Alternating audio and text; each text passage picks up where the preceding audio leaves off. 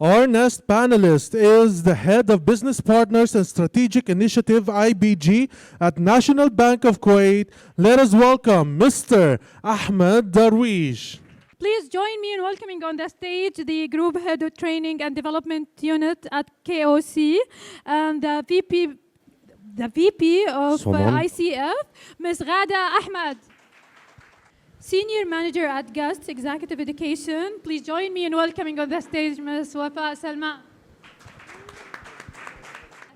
A person who told me believing in coaching as an identity is not only a profession. Please join me in welcoming on the stage Mr. Abdullah Murad, Assistant Manager in Learning and Development at Bobian Bank.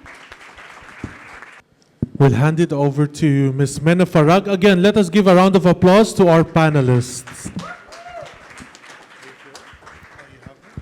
Thank you, Mansoor. We say in Arabic, ختامها مسك. We're the last panel discussion for today, sweet ending in English.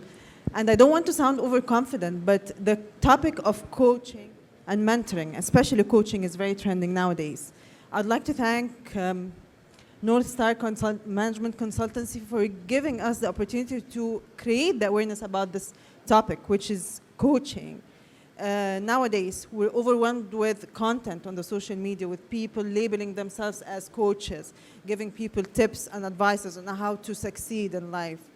So we want to know exactly, we would like to learn more, and today I have the experts to answer me on the questions. Wafa, I will start the question with you. So those people going and sharing tips on how to succeed in life, what are they? Are they coaches? Are they mentors? What are they exactly? It's a very good question, Menna, because lots of people, they will not understand the difference between mentoring and coaching, and they think that coaching is mentoring and vice versa. However, how many of you have felt that your employees' potential is untapped? And training, though I'm a trainer, it's not giving them the unlocking their potential. Many of you, exactly that is coaching. So coaching will unlock potentials and will just make sure that the people are discovering their future or their goals by themselves. However, mentoring is there, which we will help and guide people to navigate their career. So at work, we need both. However, the misunderstanding should be clear. Thank you, Wafa, for making that clear. I would like to ask here, how many certified coaches do we have in the room? Raise your hands, please. Certified coaches? Okay. How many of you actually coach their colleagues or their staff or their team members? Okay. Okay, that's great. That's great. Okay. I would like to know, to understand, why could coaching be valuable for an organization? Okay, thank you for having me today. Actually, there is lots of benefits to have coaching. It's a game changer. Now, I will talk about facts before I start talking about the benefits. According to ICF, International Coaching Federation, those who already take or attend coaching sessions, 92% they can achieve their goals. This is number one. Coaching helps organizations also improve the performance. Employee engagement. I heard beautiful words today, engagement, satisfaction. So if you are talking about performance matrices, we are talking about coaching because this will change the performance, employee engagement, productivity, and even leadership effectiveness. And according to one study, recent study, because I like figures, so last year, there was a research by Human Capital Institute and ICF. Both of them, more than 350 people participated in this search. And they found from HR, talent management, career development, all of them were in agreement by 78% that executive leaders appreciate coaching. 73% they appreciate coaching from employees. Ghada, so this is just the start. If you'd allow me to ask, the coaching we're talking about, is it life coaching? Is it executive coaching? What type of coaching is it? Thank you. We have different types of coaching. We have one-to-one, we have team coaching, we have executive. So, and also personal. So we have lots of specialization. But since we are here today and we are talking about organization on how to build coaching in organization, and this is crucial now because we are talking about empowering to succeed. So if we will talk about the benefits, we need half an hour. But I will just summarize it quickly. Yes. Number one, quickly, build and retain teams. Okay? Coaching will help individuals and teams to know their strengths, to know their areas of development, and encourage self-reflection. And this is crucial. Self-reflection, and when you build agility mindset, it will lead to what? It's equal to fulfillment, your purpose. So, according to ICF as well, because I like to have facts when I talk. According to ICF, they believe that the highest initiatives or coaching initiative these days by 78% is coaching for leaders, followed by 45% for performance initiative. So this shows how it is important. And this is number one. It's also build strong emotional intelligence because coaches help people to know your blind spots, okay? To know or to have a clear understanding what are your goals, inspirations in organization. And what's the third benefit? Okay. Number three, it's also build confidence in leaders. And this is crucial because we are building leaders for the future. We are looking for building agility, resilience needed for dealing with challenges and resize new opportunities. When leaders have psychological safety and support, this will encourage what? This will encourage experiment, maybe take risk, and learn from mistakes, which are crucial these days. You are dealing with Gen Z, the future talent. So we need to focus more with those people who prefer or they like to use machines maybe than human, who have different perspective. Thank you for the comprehensive answer, Rada. Now that we know the difference between coaching and mentoring, when will we use coaching and when is it the right time to use mentoring? When would it be better to use coaching and when can we use mentoring now that we know the difference between each? Okay, so this is an excellent question. So when do we utilize coaching? And there's clearly a time and a place to use it. So if I'm going to simplify this very quickly, given the sake of time, you need to understand where is the person that you would like to coach. Where is he in the development cycle? And you need to understand what is the nature of the work itself. Is this someone who's just started the job, first day, first week, first month, even potentially first year? Do they not understand what they need to do? Maybe they need more guidance. So this is where maybe a mentorship or a direct approach of, let's say, development is better. Coaching is more of this is someone who has established a level of competence in the job. They understand it, but they need some kind of moral motivation. They need to figure things out for themselves. They are beyond the concept of you telling them what to do. Now they need to do it their own way, their own style. But maybe they need to understand what their style is. That's where the clarity comes in, and that's where coaching is best. So we need to understand where is this employee, where is he in terms of his level of competence and development, and this will help the person understand as a coach, okay, so this person is competent, is highly competent, but maybe they're getting in their own way, so maybe this is where coaching is best. So it doesn't have to be someone who's extremely oblivious. You can still apply it, but the best areas or the best times to use coaching is someone who has developed themselves a little bit and they want to take themselves to the next level. Yeah. Ahmed, in the banking sector, you apply a lot of mentorship programs, so I'd like to hear your insights on that. Yeah, thank you, Manna. Actually, when coaching and mentoring, it's like you flip the coin. If you have the coaching, it will be for the short term. If you have the short-term goals, you can identify it with the employees, while the mentorship, it goes more with the long term.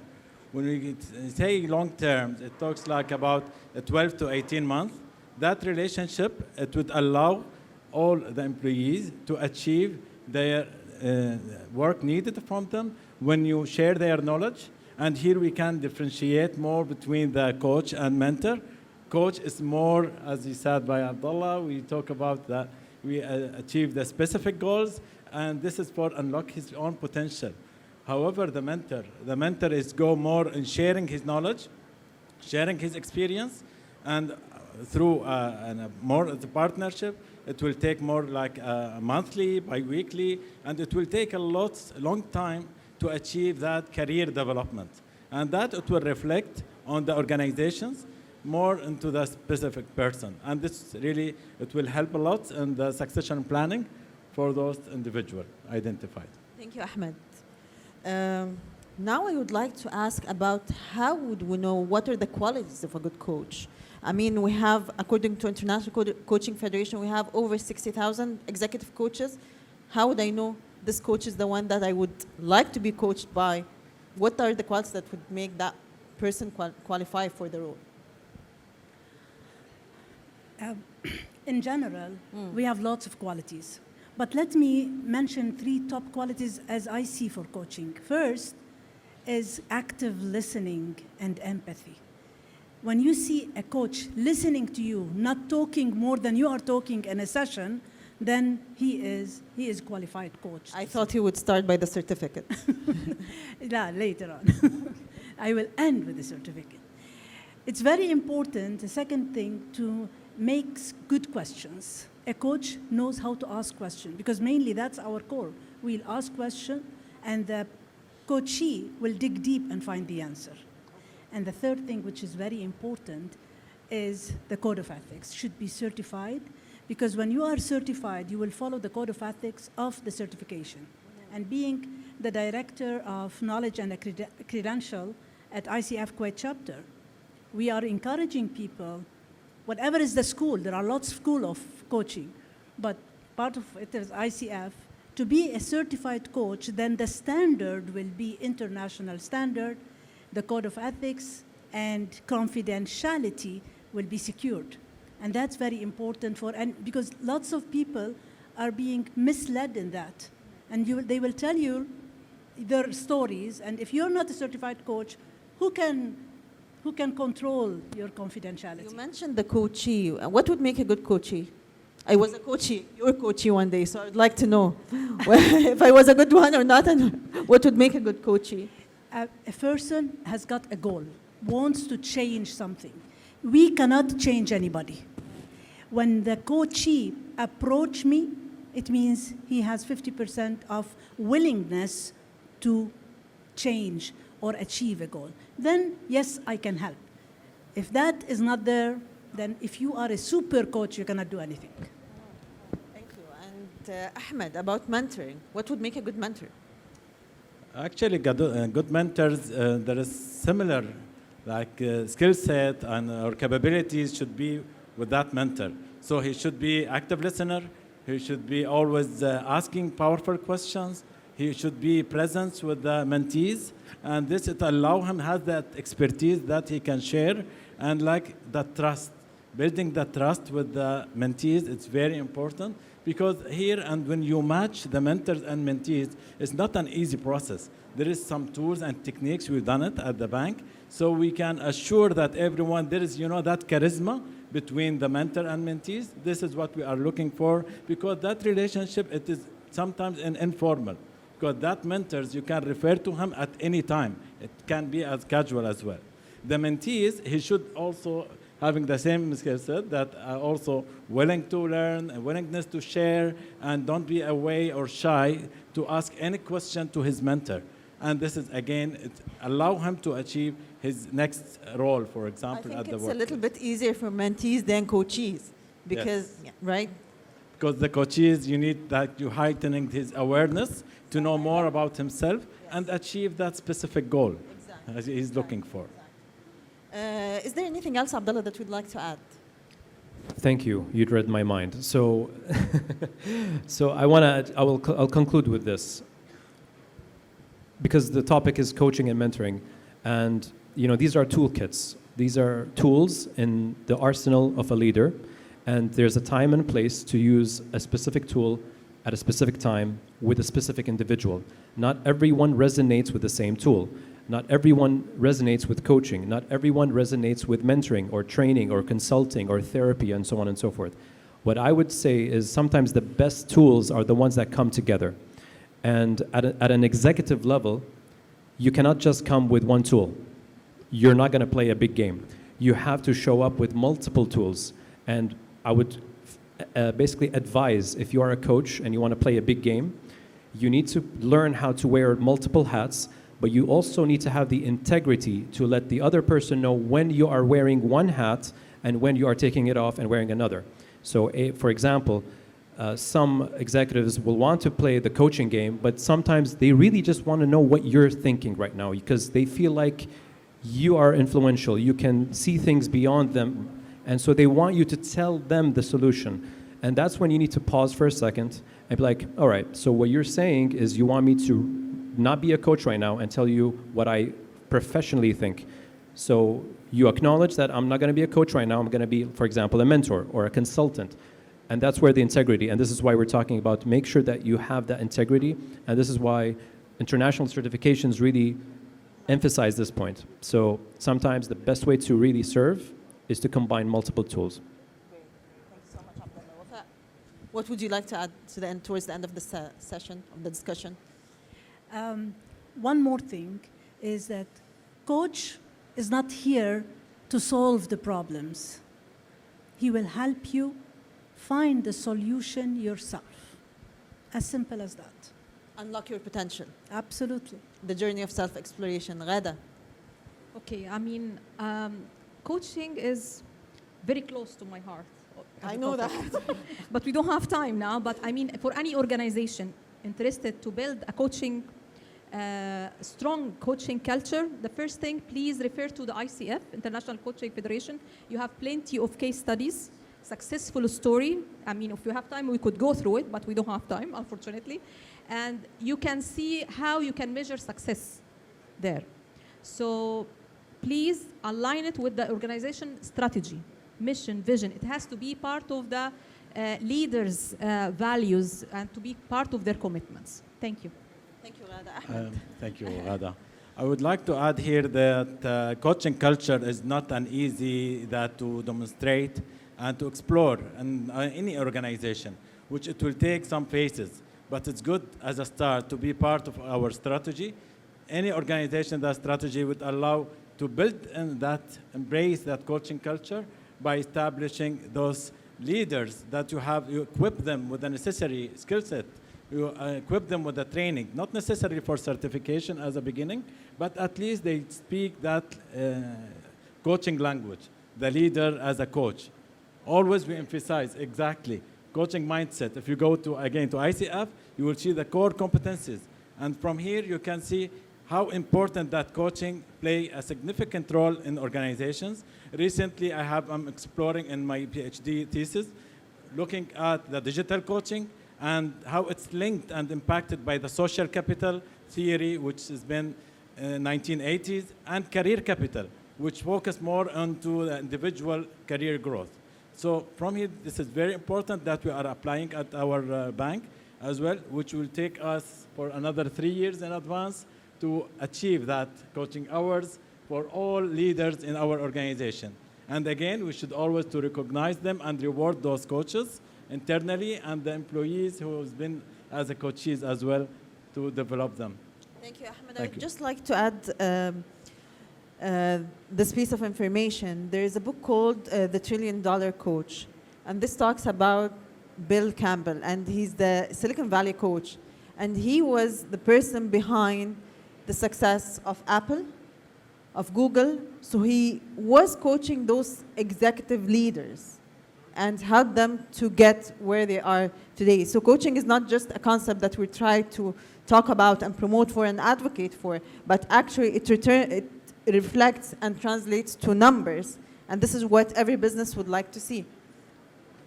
So thank you so much for listening. And yes, and we'd like to have any questions. Any questions?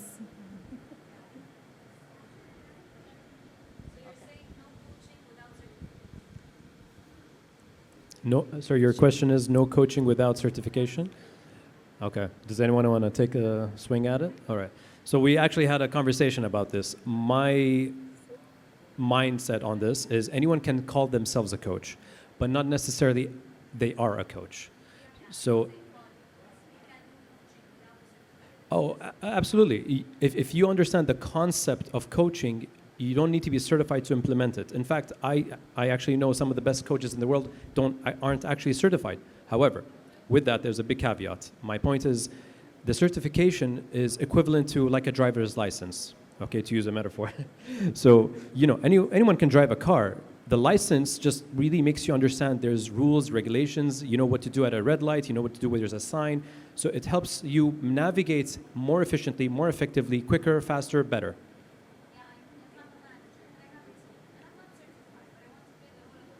Mm-hmm. Can I answer? Yeah, Ghada, go ahead. Sorry. It's preferable to be a certified and accredited because there is a difference between being a certified or accredited. It's a long story. Okay, certified, you can complete 60 hours, like for ACC accreditation level. Then we have PCC, 500 plus. But the beauty of being a certified and accredited is you know exactly what are the competencies, the code of ethics. This is crucial to be in, to benchmark yourself with the top coaches. You need this part. May I add something? For you especially. As a manager, there is something called micro-coaching. And we have lots of managers. And by default, they are trustworthy and employees can trust them with whatever they can talk about, if the manager is not taking this against their appraisal. So yes, a manager can play a coach role between him and his employees, but he should be trustworthy to the employee to open his heart and talk about and make sure that whatever he's saying, it's not taken against him and it's not recorded into whatsoever. But yes, you can do that. Any other questions, please?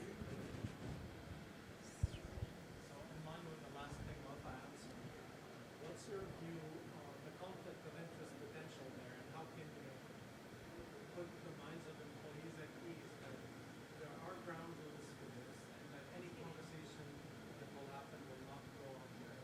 Because I know of organizations that actually expect to get a report on what's happening. They say, otherwise, I'm not interested in the culture. Thank you. It's very important. Trust is not something that you can ask for. And the crucial point here is the trust. When the manager is trustworthy, he walks the talk and he talks the walk, then employees will be definitely, they open their heart and the whole relationship can go alongside, if we can say. So it's very important, integrity, trustworthy, and the rest will follow. Which is one of the core competencies in the ICF, embodying the trust. Other Thank you all very questions? much. So Thank Any you. other questions? Thank you very all much. very much. Thank you. thank you.